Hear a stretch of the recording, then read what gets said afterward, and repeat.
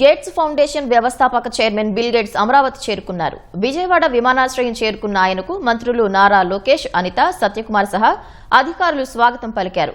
కాసేపట్లో సీఎం చంద్రబాబుతో bill Gates భేటీ అవుతారు. CM Chandrababu, deputy CM Pawan, మంత్రి లోకేష్ తో బిల్ గేట్స్ బృందం చర్చించనుంది. గేట్స్ ఫౌండేషన్ సహకారంతో చేపట్టిన ప్రాజెక్టులను విస్తరించే అంశంపై చర్చలు సాగనున్నట్లు తెలుస్తోంది. ఆర్టీజీఎస్ కు వెళ్లి పాలనలో సాంకేతిక వినియోగాన్ని బిల్ గేట్స్ పరిశీలించనున్నారు. ఆర్టీజీఎస్ విధానాలు, ఫలితాలను బిల్ గేట్స్ కు సీఎం చంద్రబాబు వివరించనున్నారు. గేట్స్ బృందంతో సీఎం, మంత్రులు, వివిధ శాఖల అధికారులు భేటీ కానున్నారు.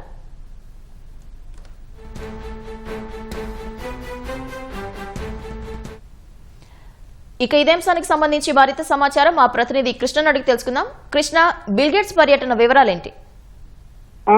పవిత్ర కొద్దిసేపటి క్రితమే బిల్ గేట్స్ రాష్ట్రానికి చేరుకోవడం జరిగింది. ఆయన విజయవాడ విమానాశ్రయంలో మంత్రి నారా లోకేష్, అలాగే హోంమంత్రి అనిత, వ్యవసాయ శాఖ మంత్రి అచ్చెన్నాయుడు, అలాగే వైద్య ఆరోగ్య శాఖ మంత్రి సత్యకుమార్ యాదవ్ ఘన స్వాగతం పలికారు. విమానాశ్రయం వద్దే అటు లోకేష్ మంగళగిరి శాలువా కప్పి సాదర స్వాగతం పలికారు. అలాగే కృష్ణా జిల్లా కలెక్టర్ బాలాజీ పెడన కలంకారీ వస్తువులతో కూడిన బాక్స్ ను బహుమతిగా బిల్ గేట్స్ కు అందజేశారు. ఏదైతే ఆ బాక్స్ కూడా ప్రత్యేకంగా చేతి గుర్తులో గోధుమ గడ్డితో తయారు చేసిన చేతి గుర్తు బాక్స్ ను ఆయనకి కానుకగా ఇవ్వడం జరిగింది. అక్కడి నుంచి మంత్రులతో కలిసి బిల్ గేట్స్ సచివాలయానికి బయలుదేరారు. ఇప్పటికే ముఖ్యమంత్రి చంద్రబాబు సచివాలయం చేరుకున్నారు. బిల్ గేట్స్ రాగానే మొదటి బ్లాక్ వద్ద ఆయనకు సాదర స్వాగతం ముఖ్యమంత్రి చంద్రబాబు పలకనున్నారు. ఆ తర్వాత దాదాపు 2 గంటల పాటు కూడా సచివాలయంలో బిల్ గేట్స్ గడుపుతారు. ఏదైతే రియల్ టైమ్ గవర్నెన్స్ కేంద్రంలో, ఆర్టీజీఎస్ కేంద్రంలో బిల్ గేట్స్ ఆర్టీజీఎస్ కేంద్రం ద్వారా రాష్ట్ర ప్రభుత్వం అందిస్తున్న పరిపాలన, సాంకేతిక సాయంతో ఏ విధంగా రాష్ట్రం మొత్తాన్ని పరిపాలనని ఎలా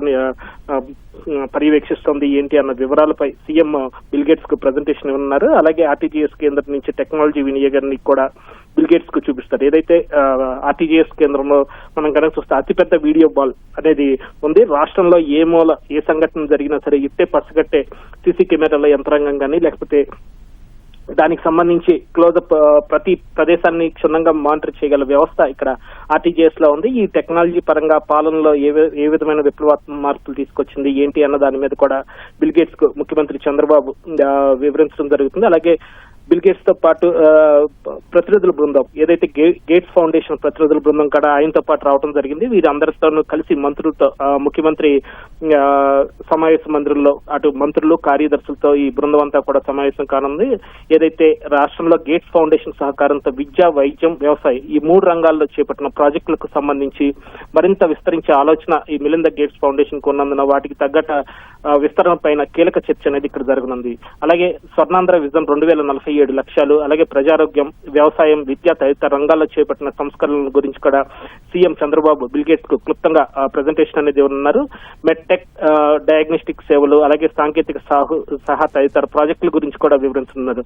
ప్రత్యేకించి గేట్స్ ఫౌండేషన్ సహకారంతో ఇప్పటికే సంజీవని ప్రాజెక్ట్ అనేది పైలట్ ప్రాజెక్ట్ గా ప్రభుత్వం కుప్పంలో ప్రారంభించింది. దీనికి సంబంధించి ఆ ప్రాజెక్టు అమలవుతున్న తీరుతెన్నుల గురించి కూడా ముఖ్యమంత్రి చంద్రబాబు ప్రజెంటేషన్ ఇవ్వనున్నారు. దీన్ని వచ్చే ఏడాది 2026 నాటికి రాష్ట్ర వ్యాప్తంగా విస్తరించాలని చెప్పి కూడా ప్రభుత్వం ఆలోచన చేస్తుంది. ఇందులో ప్రధానంగా కనుక చూస్తే మొత్తం దాదాపు 73 లక్షల మందికి సంబంధించి 40 రకాల ఉచిత వైద్య పరీక్షలు నిర్వహించి వారి ఆరోగ్య సమాచారంతో కూడిన డిజిటల్ హెల్త్ ప్రొఫైల్ సిద్ధం చేసే దిశగా ఈ సంజీవని ప్రాజెక్ట్ అనేది రూపొందుతుంది.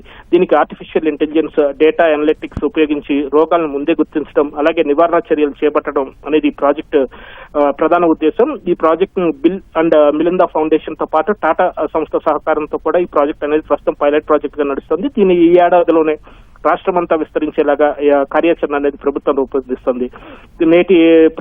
నేటి సమావేశంలో ఈ ప్రాజెక్టు పురోగతికి సంబంధించి కూడా ప్రధానంగా చర్చ జరిగే అవకాశం ఉంది. అలాగే వ్యవసాయ రంగానికి సంబంధించి వ్యవసాయ రంగాన్ని ఆధునీకరించడానికి ఏపీ ప్రభుత్వం బిల్ అండ్ మిలిందా ఫౌండేషన్ తోనే మరో ఒప్పందం కూడా చేసుకుని పైలట్ ప్రాజెక్ట్ గా నడుపుతుంది. ఏదైతే ఏ ఆధారిత ప్రాజెక్టులు అమలు చేస్తుంది, పంట సాగులో ఎదురయ్యే సవాళ్లను ఎదుర్కోవడానికి రైతులకు ఏ ద్వారా ముందస్తు సలహాలు ఇవ్వటం, అలాగే సూచనలు అందించే ప్లాట్ఫామ్ అభివృద్ధి చేయటం వంటి పనులు దీని ద్వారా జరుగుతూ ఉంటుంది. శాటిలైట్ ఆధారిత వ్యవస్థలను ఉపయోగించి భూమి సారం, అలాగే నీటి లభ్యత వంటివి పెంచడం అందించడం వంటిది దీని ప్రధాన ఉద్దేశం.